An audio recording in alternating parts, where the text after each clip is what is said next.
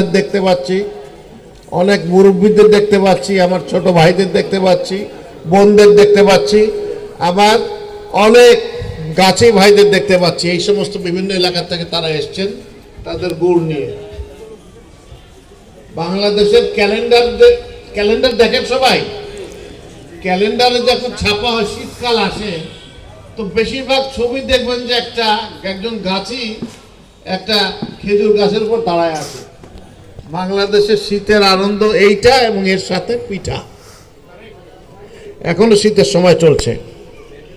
আমি অত্যন্ত আনন্দিত যে আমাদের এলাকার গুড় জিআই পণ্য হিসেবে স্বীকৃতি পেয়েছে। তার মানে এটা একটা বিশেষত্ব আছে এবং এটাকে টিকায় রাখতে হবে, নাহলে অন্য অনেক কিছুর মতো এটাও হারিয়ে যাবে। তো টিকায় রাখতে গেলে কি করতে হবে? উৎপাদন করতে হবে। উৎপাদন হবে কখন? যখন এটার আকর্ষণ থাকবে মানুষের। আধুনিক কালে মানুষের ব্র্যান্ড ছাড়া চলে না, তাই না?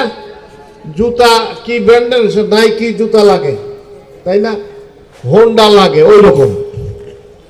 আমি ওখানে দেখলাম একটা জায়গায় আমাদের ইউনো মহোদয়া উনি কিছু ব্র্যান্ডিং করেছেন গুড় মেলা বলে। কিন্তু এই ধরনের ব্র্যান্ডিং যদি আমরা করতে পারি ইউনিয়ন ওয়াইজ, তাহলে পরে বা গ্রাম ওয়াইজ বা যে কেউ নিজের মতো করে ব্র্যান্ডিং করতে পারে, তাহলে এইটা ঢাকা শহরে খুব সহজে বিক্রি হবে এবং চাহিদা রয়েছে, ব্যাপক চাহিদা রয়েছে।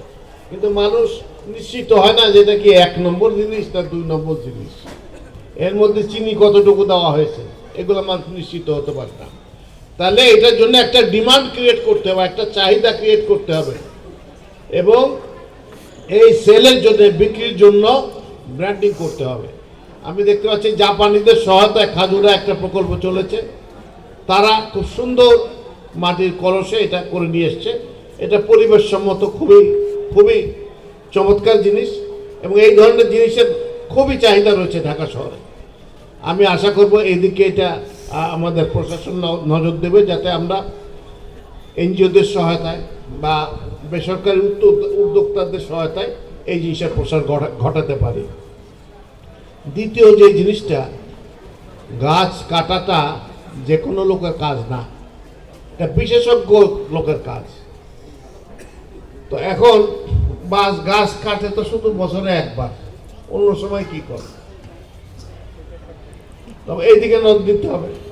এটার একটা বিকল্প হচ্ছে যে আমরা মাদ্রাসা পড়াশোনা করে তাদের যদি গাছ কাটাই মৌসুমে শিখাই দেওয়া যায়, ট্রেনিং দেওয়া যায় অন্যান্য আরো জিনিসের সাথে, তাহলে পরে এই লোকেরা আমাদের গাছে হিসেবে কাজ করতে পারবে। খেজুর গাছের নার্সারি বানানো হয়েছে, আরো খেজুর গাছ লাগাইতে হবে।